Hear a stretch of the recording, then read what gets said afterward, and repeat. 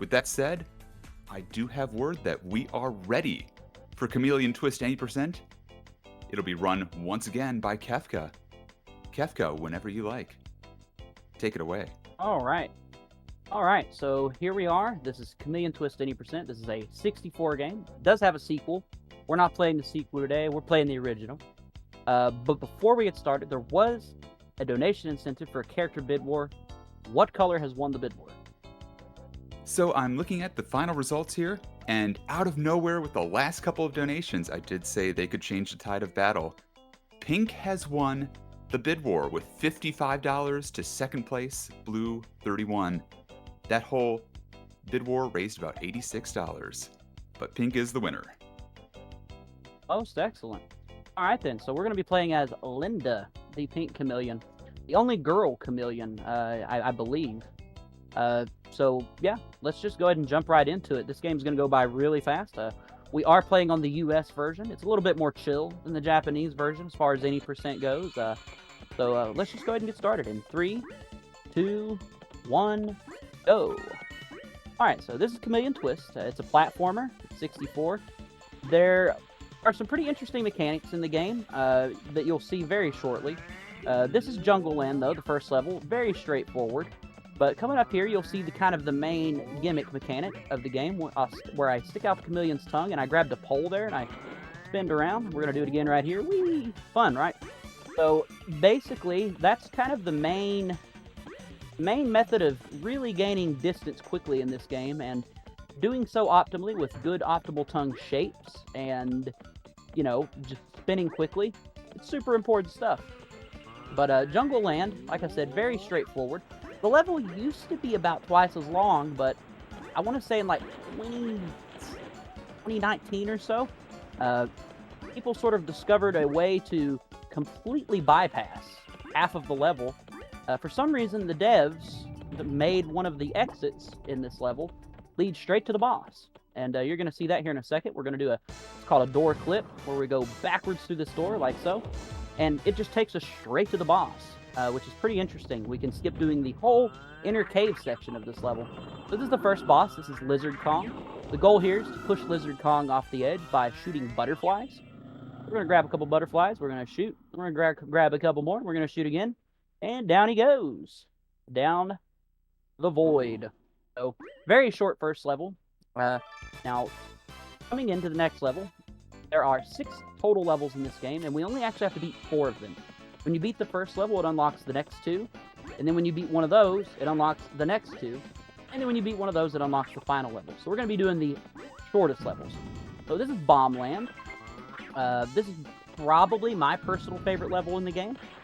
It's pretty cool. A lot of this level is kind of just grabbing things as we go into the next room, in order so that we don't have to stop in, you know, the preceding rooms. And you'll see there, as soon as I came in the room, I did a shot there.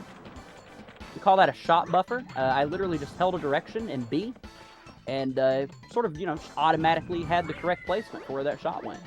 The reason I did that, though, is the floor would have damaged me otherwise. This is the bridge room. We managed to get a cannonball. That's good.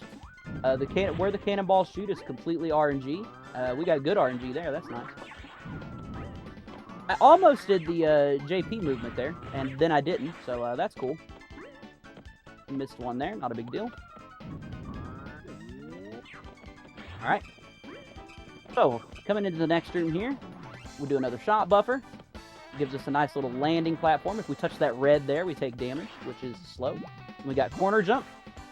Hey, we made it. Nice. Cool. And then we have a frame-perfect door clip. Let's see if I can get it first try. Nice. Very nice.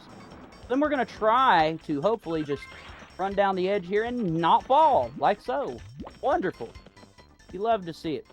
Then we're going to do another frame-perfect door clip, because I love me some frame-perfect tricks at a marathon. Always fun. And we got them both first try, so that's pretty cool. So here's the second boss. This is Bomb Snake. Bomb Snake's a little different in the US version compared to the Japanese version. A little bit slower. A little bit easier as well, I would argue. Well, sort of. I don't know. It kind of depends. Personally, I find this version a little bit easier. But you can, there is a slightly faster way to take the boss out as well, but that's the most consistent method. And you nailed it. Really solid bomb land, actually. Really solid, in fact. But coming up is the hardest level in the game, which is very inappropriately named Kids Land. Because, yeah, it's not easy at all. This level has what's called a global cycle. And what that means is, as soon as we load the level, there are platforms in the level that just immediately start moving. And you'll see in this room here what I'm talking about. That moving sort of chocolate bar with a pole on it there. That platform began moving as soon as I loaded the level. And there are several rooms like that in this stage. And part of getting a good time here is sort of dependent upon making sure we get good cycles. Now, we probably won't be getting no crazy cycle during a marathon run. And that's okay. But we should be all right. Hopefully we just don't fall. That's really what I'm hoping to see. Coming up here, we're going to grab 2 of these little ice cream sandwiches, like so. And coming in this next room, we're going to do a shot buffer. Bam, bam. And the goal of this room here is to kill these little pogo sort of jumping dudes, like so. And then we have some good RNG, and we got marathon RNG. How bad is it? It's the worst RNG. Hey, you love to see it. You absolutely love to see it. So that means we're on what's called normal cycle. Well, maybe. We could catch up a little bit later in the stage. But, yeah. So we gotta just kind of chill on this little platform for just a couple seconds. But if you get here quick enough, that little waiting period doesn't exist, which is obviously faster. Coming into this room here, we're going to be jumping around these guys. Normally, you're supposed to shoot them out of the way, but with some pretty careful jumps, you can just slide on around. We're going to make a fun little tongue shape here. Woo! Swing around that. And we're going to swing right over here. Now, there is a way to clip past the doors in this level, but we're not going to be doing that during this marathon run. They are extremely difficult, so we could have skipped that little swingy puzzle there where I had to land on the platforms. Yeah, like I said, we're not really going to bother with that. They're very difficult. So that's one of the other platform cycle rooms there that I just went through, and we got through it pretty nice, honestly. And we come into this room here, we got to shoot a couple more of those little pogo dudes to open the door. We're getting pretty close to the end of this level, meaning we're getting pretty close to the last level in the game. Excellent. Nice. Oh. Alright, so this is the last room in this level. It is also the most difficult room in the game, I would argue, at high levels of play, at low levels of play, at every level of play. This room is heinously difficult. I've seen new players get stuck here for minutes at a time. Literally like 30, 45 minutes. So this is the best boss on the 64. I don't care what anyone says. It's just a giant cake that's being driven by 4 chocolate bars. But we're not going to be fighting it like normal. We're going to be doing some sauce.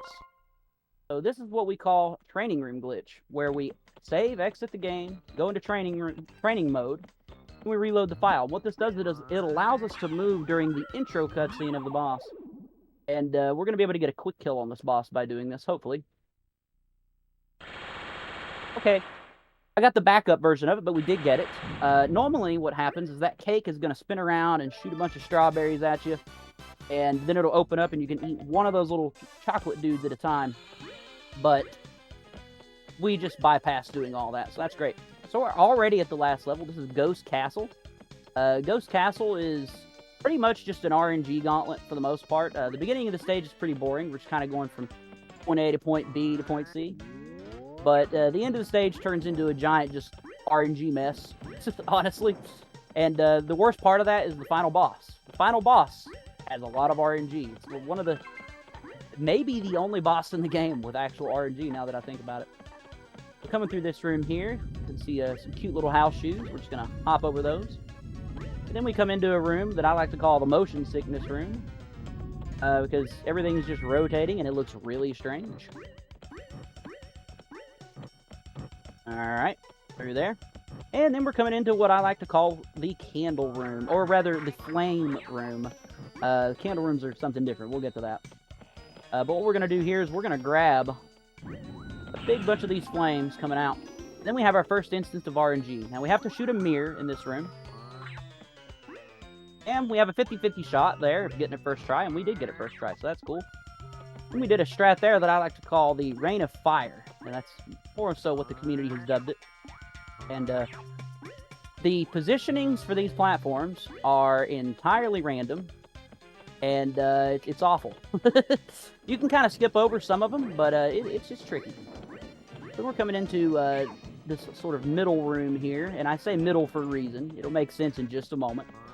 There is a quicker way through this room where you just jump over the edge there and go around, but it's a little tricky. So yeah, I called it the middle room because when you get here, there's just another one of these. Now, one of the major differences between the US and the Japanese versions are these rooms in particular. In the Japanese version, these platforms disappear much faster, but on the plus side, the flames spawn in much quicker. So this room is a lot faster on the Japanese version when done well. But, you know, it's a little bit safer on the US version. For sure. So we're getting really close to the end of this run. Coming into here, this is Mirror 2. There are 4 mirrors, and one of them is the correct option. Yeah, we got worst RNG. You love to see it. You love to see that. That's wonderful. And then we're basically at the end of the run. There's only this room and then one room left, which is probably one of the most nerve-wracking rooms in the entire game. This is the boardwalk room. I'm going to go for a pretty interesting trick. We'll see if I get it. First try, I nailed it. Lovely. Lovely. We call that Cuss Vault. It was discovered by a runner named Custom. You got to have full momentum and land on that little pole and do a vault off of it. Very tricky. So here's the final boss. This is Pile of Books. Pile of Books has 2 phases. Phase 1, you have to go up and you have to lick these, like, colored balls. You can kill it a little bit quicker than that phase. Sometimes you can do it in that second arm, not come back out like that. And then we're on to the final phase, so time is coming up very, very shortly. And this phase is RNG, so bear with me on that. What we want to see is a straight shot, just like that. And then we want to see a curve shot, ideally. So we didn't get it. I could technically go ahead and shoot Books right now and finish it, but it's a little unsafe to do so on a straight shot, so we'll play it safe, and we'll just get a nice clean kill. Here we go, and time. That's Chameleon Twist any %. Very short, very fun speed run. Very good IL board as well, individual levels. Super fun. The US version is very beginner friendly. The Japanese version is really not that bad though, and it is a little bit faster, like I said. But yeah, very great game. I want to thank Power Up of Pride for having me for this marathon. It's been a lot of fun. Getting to run 2 of my favorite speed games. I would argue maybe even my 2 most favorite speed games. And big shout outs to the Chameleon Twist community because, I mean, they're just wonderful. They're just absolutely lovely. There's somebody in that server at all hours of the day. If you want to learn the game, people will sit down with you and teach you every little in and out. And it's got a long history, 20 years worth of speedruns. So yeah, again, thanks for having me. This has been lovely, guys. Wonderful. And thank you so much, Kefka14, for giving us just a nice little run through a bunch of early 3D and 64 PS1 era speedrun games. This has been a fantastic watch. Thank you again. And we're going to get set up here. We're going to be moving to something a little more indie, a little more different, but I'm just going to say right now, if you've got donations and you want a certain Pride Flag sticker, let's hurry up and get those donations in, because coming up next is Sticky Business. We're going to be doing Limitless All Pride Flags run by Scala Kitty. Don't go anywhere. There's plenty more runs ahead on Winter Pride 2023.